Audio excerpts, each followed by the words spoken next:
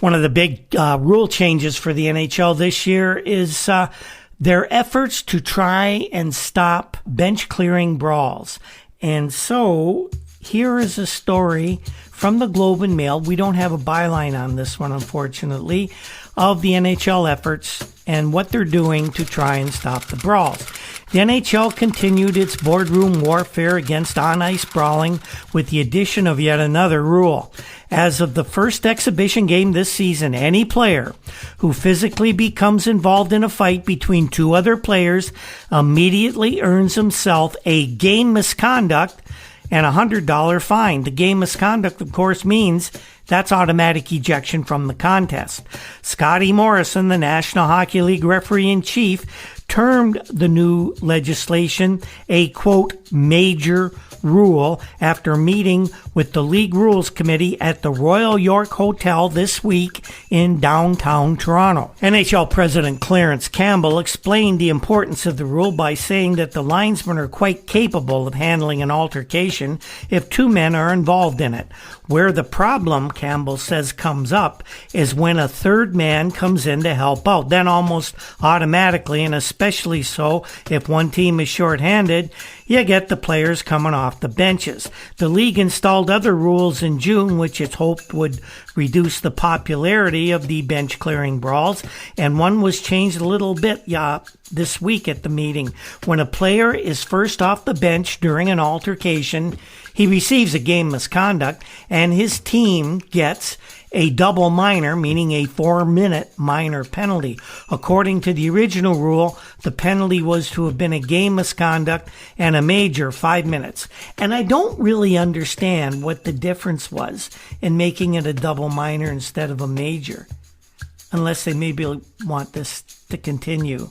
But they're trying to show that they don't. You know what I mean. It's a shell game. Now, here's what they're trying to get by this.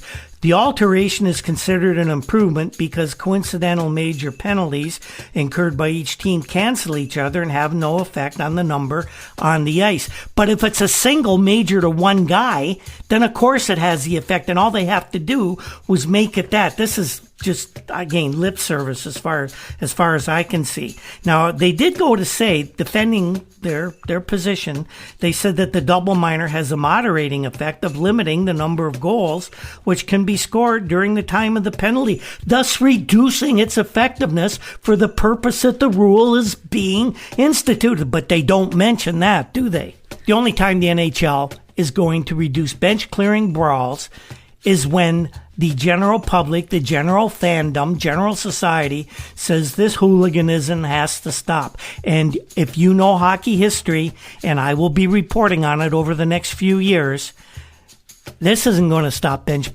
clearing brawls. And in fact, they will be on the rise as the 70s wear on. Now, they weren't done. They weren't done with the rule changes.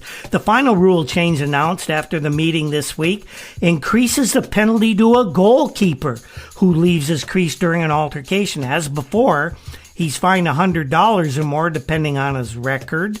But now he's also given a 2-minute penalty to be served by a teammate on the ice at the time. The general managers of the various teams were actually joking after the meeting about the end of fighting in the NHL. Clarence Campbell's opinion was this: what we've done is make the brawls, terribly expensive. The point may be made in an exhibition game when the rule is enforced. The league, of course, as we have mentioned, was concerned with the increase of brawls slowing the tempo of its games. Not to mention, though, that it also got fans' butts out of the seats and the fans on their feet yelling and screaming. But that's really what they like about it, and they don't really want to get rid of that, do they? Now, Scotty Morrison noted in the June meeting of the Rules Committee, during the past season there was a 62% increase in fighting major penalties over the previous years.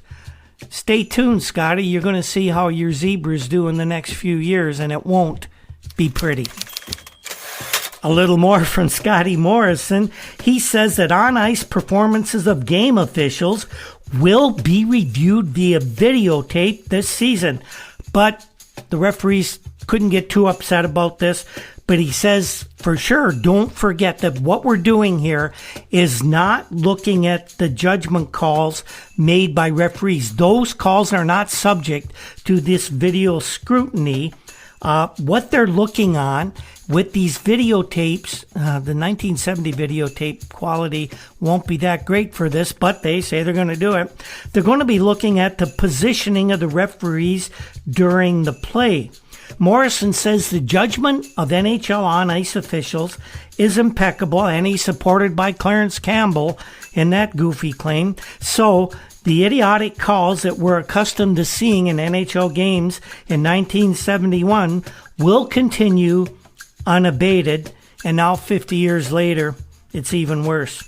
Now, we know why it's always been this way, and we've even suggested possible solutions to the problem, but sadly, here in 2021, it's going to take a while before the godfathers of hockey finally acknowledge that they really don't care about their product and they want to get the officiating right.